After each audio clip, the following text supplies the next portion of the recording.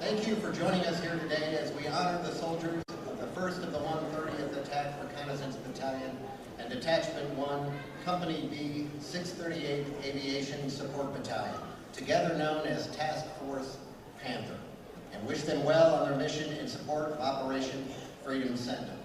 Before we begin this morning, I would like to invite Campus Pastor Daryl Briscoe from the Hope Community Church to address the audience for letting us use this wonderful facility.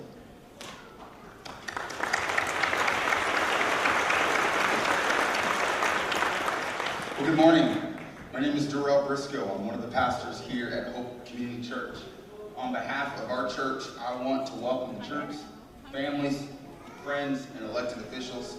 It is an honor for us to host this ceremony. To the troops, I hope that you will walk away from this ceremony today feeling galvanized, but not only that, supported and encouraged. Scripture says in Hebrews chapter 12, verse 1 and 2, therefore, since we are surrounded by such a huge crowd of witnesses to the life of faith, let us strip off every weight that slows us down, especially the sin that so easily trips us up. And let us run with endurance the race that God has set before us. We do this by keeping our eyes on Jesus, the champion who initiates and perfects our faith. To the families, we want to let you know that we will be praying for you. This time can be hard for military children who have to endure the difficult burden of knowing that their father or mother are in harm's way for months on end. I want to let you know that as a church, we are going to be praying specifically that God will guard their hearts and their minds despite the feelings of uncertainty and loneliness of having a parent deployed. I'm reminded of Philippians chapter 4, verse 6. Don't worry about anything. Instead, pray about everything. Tell God what you need and thank Him for all He has done. Then you will experience God's peace, which exceeds anything we can understand. His peace will guard your hearts and minds as you live in Christ Jesus. We are praying for marriages. We are praying for our children. We are praying for you guys. We stand with you. Thank you so much.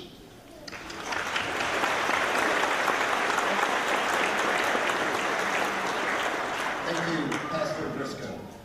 The 1st of the 130th Attack Reconnaissance Battalion mission is to serve as the Aviation Task Force Battalion headquarters in support of Operation Freedom Sentinel. On order, Task Force Panther executes multifunctional aviation operations across train, advise, and assist Command South in support of United States forces and Afghan national defense and security forces in order to enable conditions that lead to the stability and security of Afghanistan. Ladies and gentlemen, please rise for the entrance of our official party and the rendering of honors.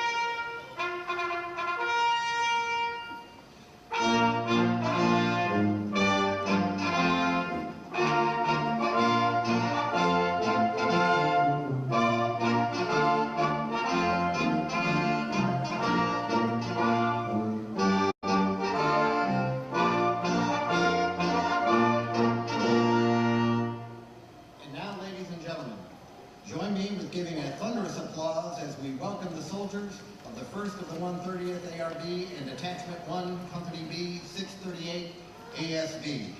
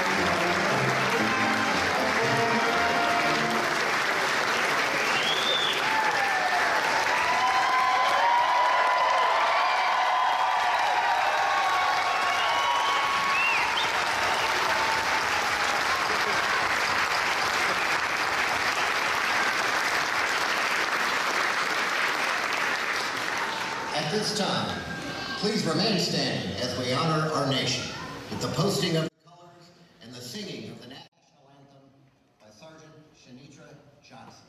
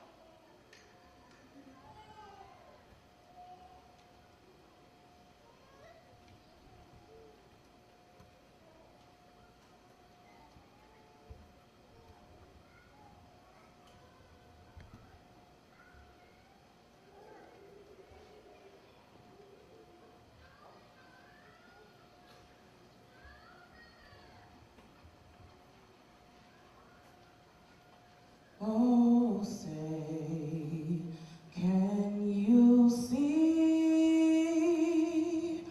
by the dawn's early light what so proudly we held at the twilight's last gleaming, whose broad stripes and bright stars through the perilous fight o'er the ramparts we watched were so gallantly streaming, and the rocket's red glare, no bound bird singing air, gave proof through the night that our flag was still there. Oh, say does that star-spangled banner yet wave o'er the land of the free and the home of the brave,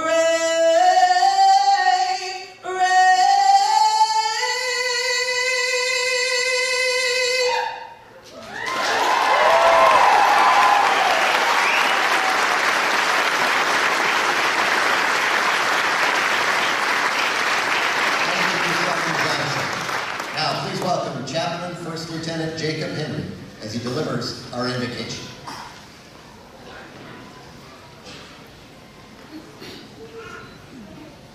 Let us pray.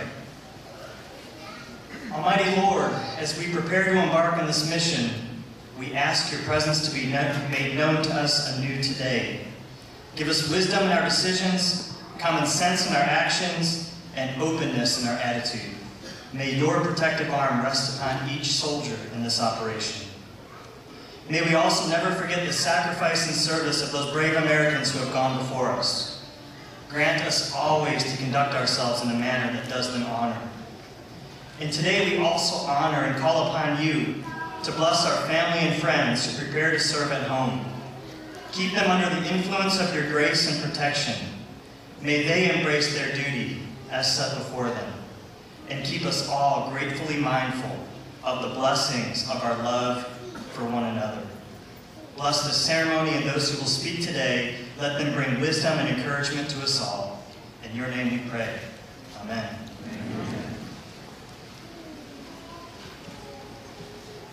Take seat. Ladies and gentlemen, please be seated.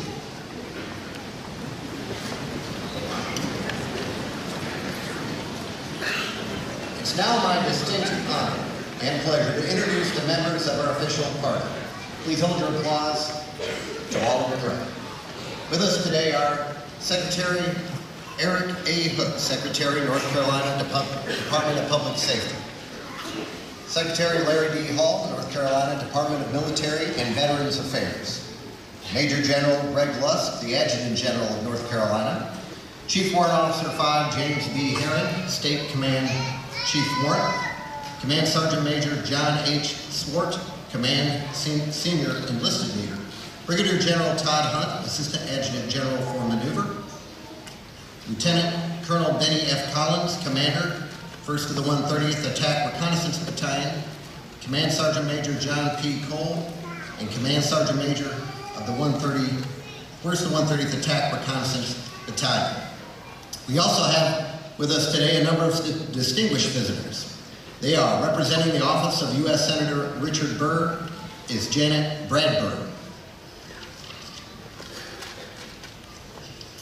Also today, Major General Jim Ernst, Deputy Adjutant General of the North Carolina National Guard. Command Chief David Rodriguez of the North Carolina Air National Guard. Colonel Jeff Copeland, our Chief of Staff, Army. And also Major General Retired Scott, former Adjutant General of the North Carolina National Guard. I would also like to recognize all retired general officers, colonels, and command sergeant majors and sergeant majors with us today. Please give them a round of applause.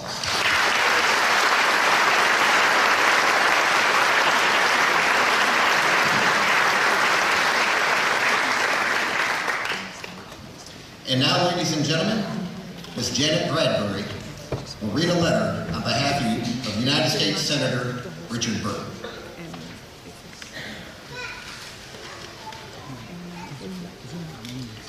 Good morning. I bring you greetings from Senator Burr and his regrets he can't be here. And to you all, dear friends, as you meet today for the deployment ceremony for the North Carolina Army National Guard's Task Force Panther, I want to offer words of encouragement to each member. The National Guard has done so much in recent years to help sustain the freedom we all enjoy as Americans, and to help carry that hope of freedom to others who have been less fortunate. The sacrifice being made for those in these battalions is greatly appreciated, and I know I represent North Carolina and the United States of America in the best possible way. Each member of the unit will be in my prayers during their time of deployment, as will the families they leave behind. We appreciate the service of those in uniform. These brave men and women make a difference every day in representing our country as they face those who would destroy our way of life if given the chance. I thank you for your commitment to America. I thank your families for enduring the time while their loved ones are away. Each of you has the grateful appreciation of our country. I wish you well as you go and look forward to your safe return. Sincerely, Richard Burr. Thank you. I'm honored to be with you today.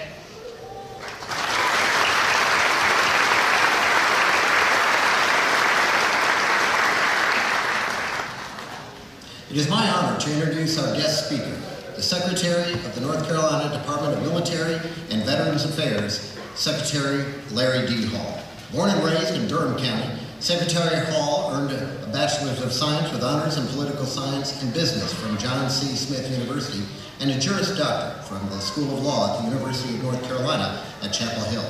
Upon undergrad graduation, he was commissioned as an officer in the United States Marine Corps.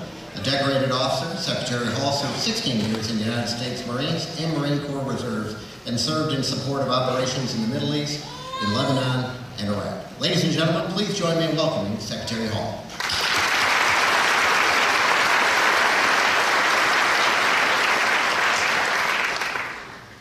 First and foremost, I want to say good morning to you who will deploy in the name of our nation and our state. We thank you so much for the honor you bring.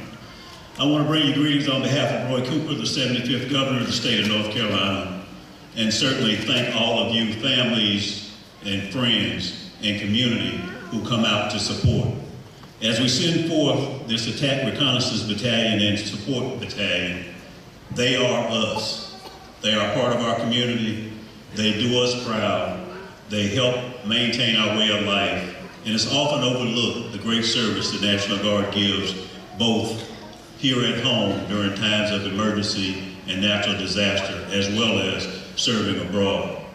You know, for those who paid attention, we understand the increasing burden that's been placed on our Reserve and National Guard forces. And our National Guard is unique in that it has both national and state missions. Yet and still, you all continue to serve with distinction and honor and set a great example for our state and our communities. You not only make our families proud, you make us aspire to do more and do better because of the example you set. And so as you go forth, know that the prayers and thoughts of this community, of this state, are behind you and with you. And whatever we can do to assist and support, we'll certainly step forward and carry that burden as well. So my thanks to you, Secretary Hooks, General Lusk, and all the families, all the support staff, all the officers who go forward to lead these great young men and women in the name of North Carolina and the United States of America. Thank you.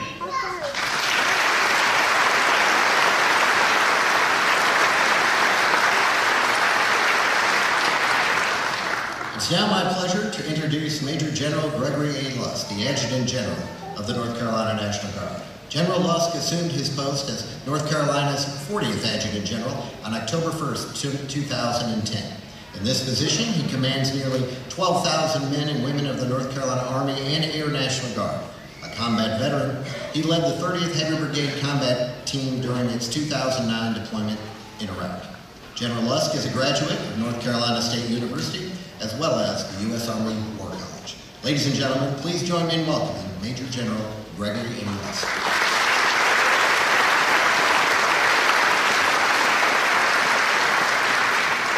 Turn down these lights because I know there's so many people up there that I'd really like to look at and see eyeball to eyeball. What an absolute honor and pleasure it is to be here. I mean, just look around just for a moment, take a little accounting of where we are. This is Guard Nation. This is Task Force Panther Nation right here. We have this church, we have the community. Yeah.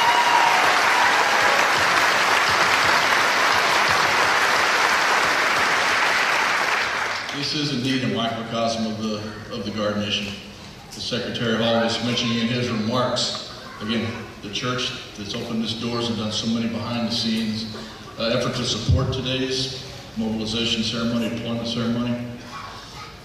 Leadership from our state, from our governor's cabinet, our commander-in-chief, to all the other types of local and community leaders that are here with us. Let's see, we got State Highway Patrol. And we have so many other local and community leaders, not to mention just perhaps the leaders of every block and every neighborhood across the state gathered here today in order to recognize and to support and absolutely commit our absolute total support to you as you're about to go forth and do our nation's business. So again, what an honor to be here with Task Force Panther today. You've been rode hard. You've been put up wet. It's been a long, hard drag. And I see all you folks out there, you got your hands on your laps and everything because that's what somebody told you to sit. I want you to relax. I want to talk to you each individually for a moment. Okay? This particular Apache battalion, folks, has gone through a long, hard road. And it started several years ago when there was a big debate on whether there was going to be any Apache battalions in the Army National Guard. From that ensued a very lengthy and very deliberate decision of a commission on the future of the Army came from that. A lot of debate. A lot of things weighed out whether we need to have that operational and strategic depth in this particular capability for our nation's Army. From that, the decision was made that we would keep some Apache battalions inside the Army National Guard, albeit only half of where we started. From that came a very long and drawn-out discussion as to which one of the 8 Army National Guard battalions would remain out of those, selecting those top 4. I can tell you right now, having looked behind the curtain and having talked to a lot of people that were involved in that discussion and that debate, there was never any doubt that Task Force Panther, the 1st and 130th, ARP, was never anything less than #1 on anybody's list. You earned it. You earned it. It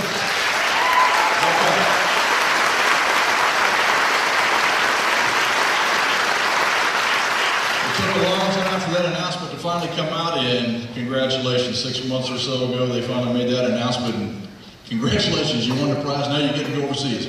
An all-expense paid vacation to a place of the world that very few people have ever been to. But you've earned it, and I can't tell you again just how absolutely proud I am. I'm really not only proud of the fact that you got selected, but just understanding all of the psychological, all the mental wearing, and all the extra work that I know I would not do justice if I were to describe. The amount of aircraft that you've transferred in, all the maintenance, just countless hours. All the flight, undermanned with perhaps under-equipped and everything, but every single one of you stuck to it. You stuck to it, you persevered, and here you are today. And I know that that same exact attitude that each one of you have demonstrated for these last 18 months or so, and going all the way back to even before the commission on the Army, I know that that's going to persevere and it's going to continue and endure as you go forth on this deployment. And you'll need it. There's no doubt about it. I know that about a little bit less than half, as I was talking to your battalion commander a little while ago, roughly a little bit less than half have had the opportunity to deploy, and perhaps many of you are excited about this first opportunity to deploy. Go ahead, raise your hand. Are you excited about this? Maybe they're not as excited as I thought they were. But anyway, if you are, I promise you'll get over it after about 24 hours of being there. All right? Yeah. And then you still got another year to go.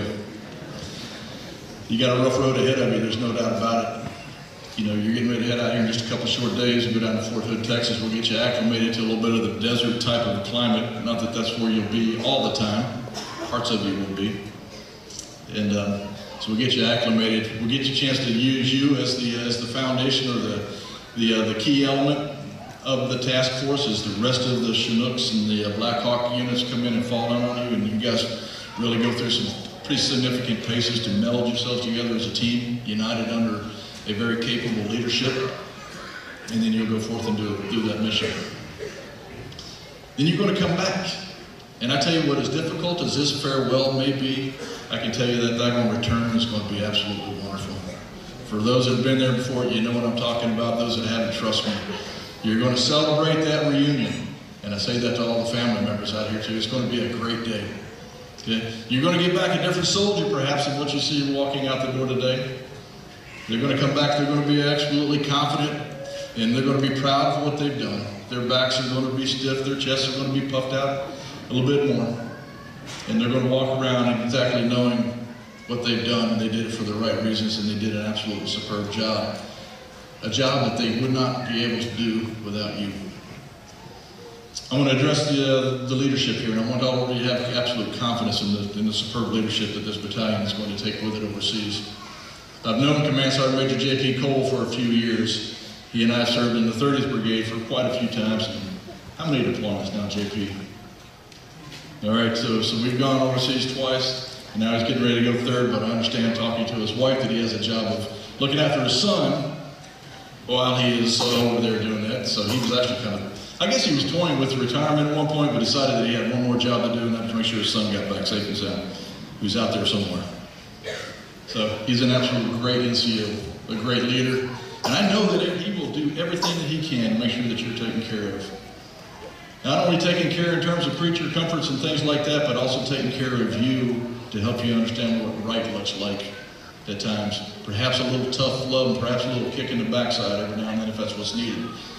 He'll do it, but he'll do it fair, he'll do it impartially, and he'll do it for the right reason. Because he accepts that responsibility to bring all of you back home successful. Your battalion commander, I met him quite a few years ago. He actually sold an insurance policy to me and my business. Right? So, what do they say? There's a little caution perhaps about dealing with insurance salesmen, right? But he wasn't in the Guard at the time, for all you people out there taking note. He wasn't. He came back into the Guard after I think about a year or so, perhaps after that, then he came back in. But you know, when you meet somebody for the first time, you know whether you kind of see inside their soul, you know that they're good quality or not. And I tell you, I dealt with Benny Collins when there was a lot of insurance salesmen out there because I knew that he was honest, trustworthy, and genuine. Okay? And that right there is the hallmark of a leader. It's something that we cannot sacrifice when it comes to leadership. And I know that he's a dynamic guy, and he's an aggressive guy. He's going to lead this battalion and all the other attachments that come and join to round out the rest of Task Force Panther on a very tough and demanding mission. Okay. He's been there every step of the way through everything that I just described over these last few months with a positive attitude, making progress every step of the way. Have confidence. He's going to be flying one of those helicopters out of here in just a couple days. What does he tell me, boys? You haven't changed your mind, right? Okay, he's going to be flying one out. He leads by example. You can't ask for more than that from a great leader. The other important aspect of this team that I got to point out, and I think that we need to make note of this whenever we start talking about and introducing our distinguished visitors. There's no more visitors more distinguished than our families right here. Right now.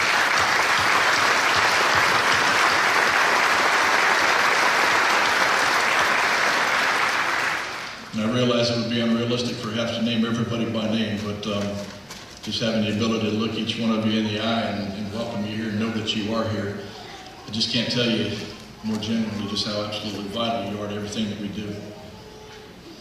I know some of you have heard me say this many times before, and I mean it sincerely, because I can say that from my family and my wife, that you represent our American way of life. Everything that is absolutely important to us and sacred, that is you, that is what you embody. It is that way of life that each one of you exemplify for us every single day, from our spouses to our immediate family, our children, that makes us realize that this is what has to be defended. Okay, we have to protect this not only for this generation, but for the next generation. Okay, so you give us the reason. Whenever we talk about a mission statement in the military, we talk about a task and a purpose. All right, the purpose is the most important. The why. Why do we do what we do? You give us that why. You're that purpose. You're it. But we also know that we would not do it without you. Every one of you have the veto power to tell each one of these soldiers out here, enough, but you don't. So we have a military right now of about 2.5 million. So all branches of service, all components, active duty and reserve. We've got a nation of about 330 million. So you do the simple math and realize how very few people are that's in the military, and those that are in there are absolutely vital. They're essential, and none of them would be here without you. But at the same time, we also acknowledge that while they are gone, there's going to be birthdays and holidays and things like that that are going to be missed. It's going to be tough. There's no doubt about it. But I tell you, out of this unique experience, you're going to find some friendships and family, some bonding, perhaps that you've never experienced before. You will weather this storm, and we're going to be there every step of the way to be there with you. We're going to be right there with you whenever you need help on a daily basis, whatever the case may be. While your soldier is deployed, we're going to be back here working with you every step of the way. You just got to let us know, all right? And don't be bashful. Don't be bashful at all. Count on us. That's what we're here for. We're a team. We're one team. It's an absolute honor to be with each and every one of you. This is going to be an exciting time. It's going to be an exciting time for each and every one of you. It's going to be an exciting time for everybody here. You're going to go to a place in the world that very few people have touched foot on, and you're going to come back with some remarkable experiences. You really will, trust me.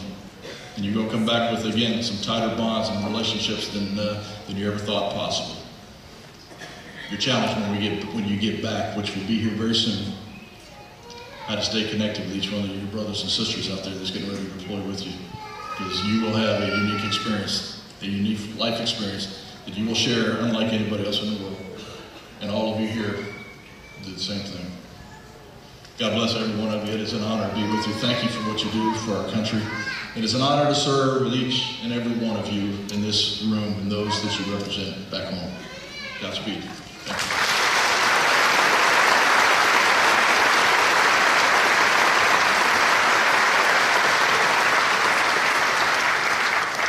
It's my honor to introduce the commander for the 130th Attack Reconnaissance Battalion and Task Force Panther, Lieutenant Colonel Benny F. Collins. Lieutenant Colonel Collins joined the military in 1984 as a private first class, completed airborne training in Fort Benning, Georgia, and was assigned to the 82nd Airborne Division, Fort Bragg, North Carolina. After 4 years as an enlisted helicopter mechanic and Aero Scout observer, On active duty, he joined the North Carolina National Guard and was selected as a North Carolina National Guard Soldier of the Year in 1989. He graduated from the U.S. Army Flight School in 1991 and was assigned as a warrant officer in the 130th Aviation Regiment. He graduated from the OH-58 Instructor Pilot course in 1993 and completed Officer Candidate School as the Distinguished Graduate in 1996. He was awarded a Bachelor's of Science in Aviation Management in 1999 from Campbell University, and he completed the AH-64A Instructor Pilot course in 2003 and the UH-72 Lakota Instructor course in 2009. Colonel Collins deployed to Kuwait in 1998 in Operation Southern Watch and to Kandahar, Afghanistan in 2003 for Operation Enduring Freedom. His awards include the Bronze Star Medal, Meritorious Service Medal, 2 Air Medals, 1 for Valor, and numerous other awards. Lieutenant Colonel Collins has 6,700 helicopter flight hours, and he is a Master Army Aviator. He is rated in the UH-1, the OH-58, AH-64 Alpha and Delta Apache Longbow models, as well as the UH-72 Lakota. He has completed 4 company commands and has been assigned to numerous staff positions at both battalion and brigade level. Lieutenant Colonel Collins and his wife Heather have been married for 26 years, and they reside in Wake Forest. Heather teaches at Rogers Lane Elementary School in Raleigh, and they have 3 children, Lauren, Caitlin, and Ryan. Ladies and gentlemen, please join me in welcoming 1st of the 130th ARB Battalion Commander, Lieutenant Colonel Benny F. Collins.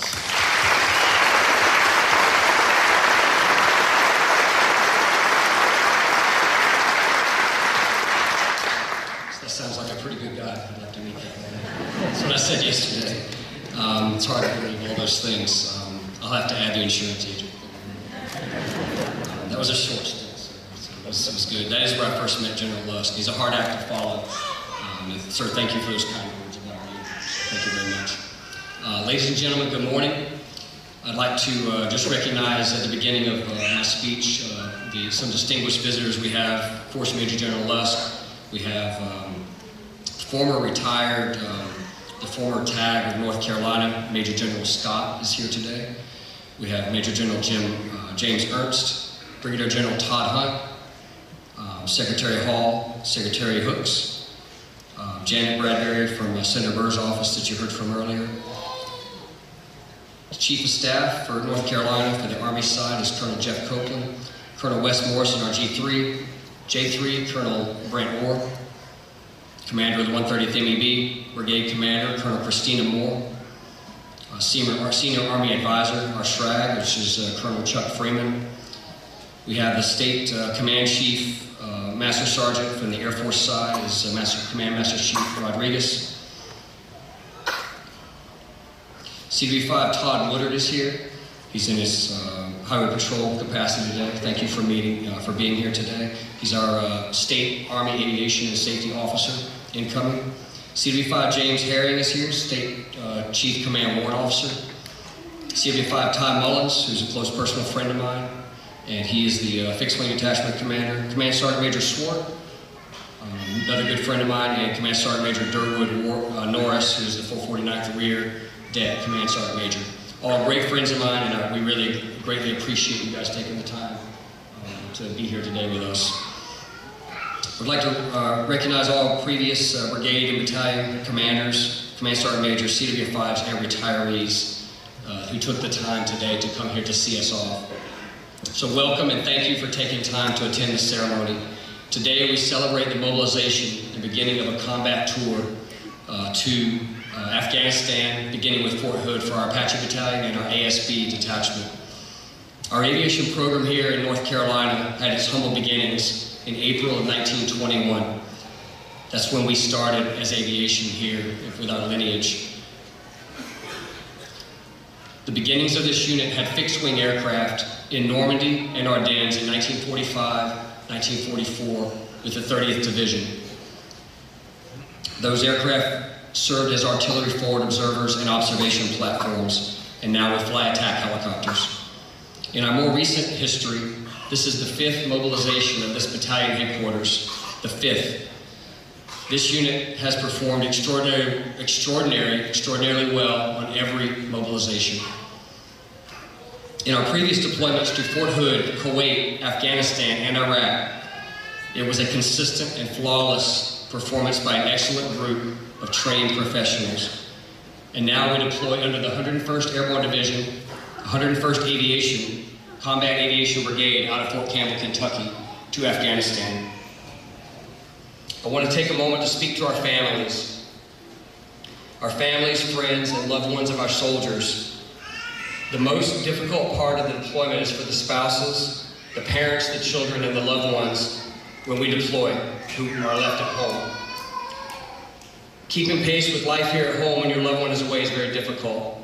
I think it is far more difficult than our task, if you think about it. We will live in a small circle, fly missions, eat, sleep, and work in a very small neighborhood type diameter. I ask that you keep in mind, for the families, keep in mind our family readiness group, and don't hesitate to ask for their assistance or advice. They're very active and they're very good at what they do. We have a great FRG, the Family Readiness Group. For the families, also know that your soldier is in good hands. They're in the good hands of well-trained, smart, and caring first sergeants and company commanders. Know that our battalion staff, support personnel, mechanics, crew chiefs, they are all well-trained and they are without a doubt prepared for this mission. Command Sergeant Major J.P. Cole has become a very good friend of mine. He and I will ensure that every action of this task force is well planned and deliberately executed. I'm incredibly humbled and honored to command this great battalion with this great history. I'm excited about the opportunity for our unit to go forward and represent this great country and serve the people of this great nation. I would like to pause for a moment to recognize the church, Raleigh Community Church. If Mr. Dorrell Briscoe would come forward, please.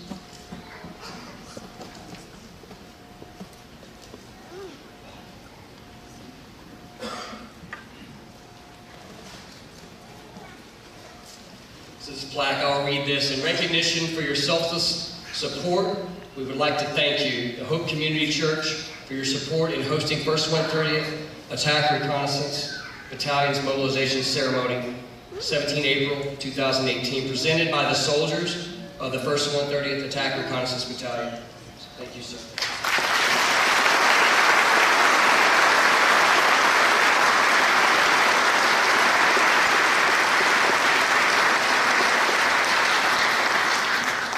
This is a wonderful facility, as you can see, and we're very appreciative. They hosted the 449th Theater Aviation Brigade ceremony back in September as well, so we really appreciate the use of the facility. So ladies and gentlemen, families, distinguished guests, distinguished visitors, the soldiers of the 1st 130th Attack Reconnaissance Battalion, thank you for your continued support of our unit, and we look forward to the homecoming ceremony in a few months. Panthers.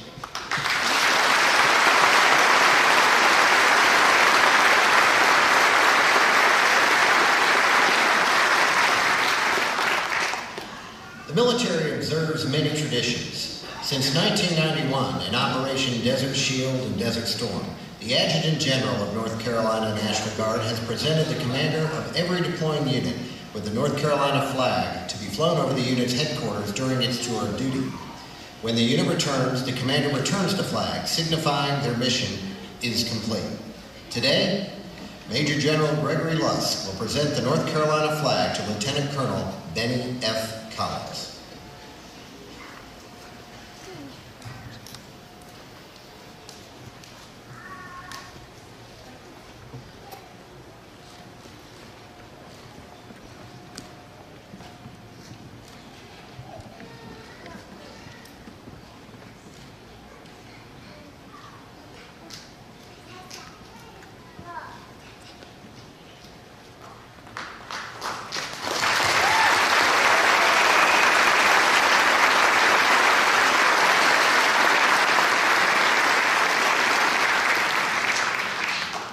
Ladies and gentlemen, in honor of the United States Army and the soldiers of the 1st of the 130th ARB and Detachment 1, Company B, 638 ASB, please rise and join in singing the Army song.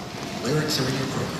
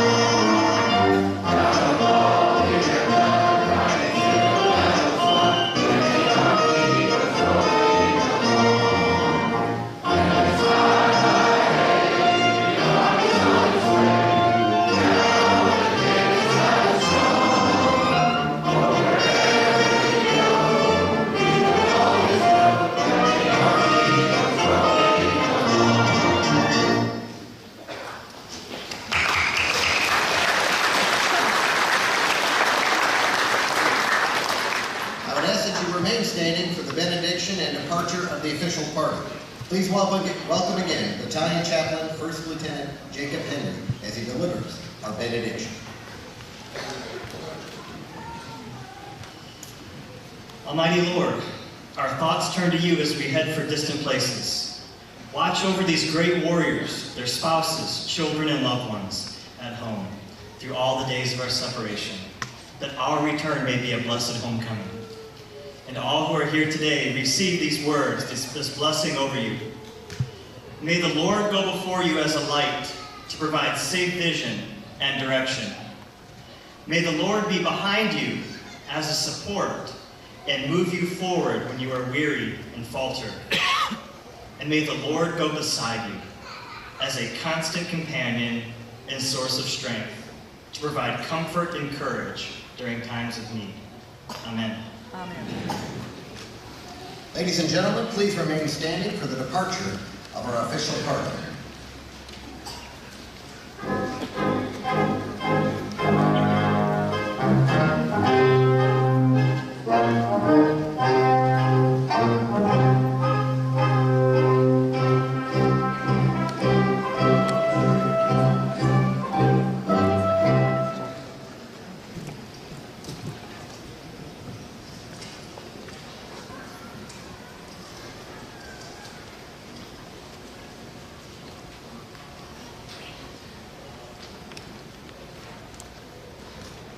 Ladies and gentlemen, please remain standing for the departure of the soldiers of the 1st to the 130th ARB and Detachment 1, Company B, 638 ASB.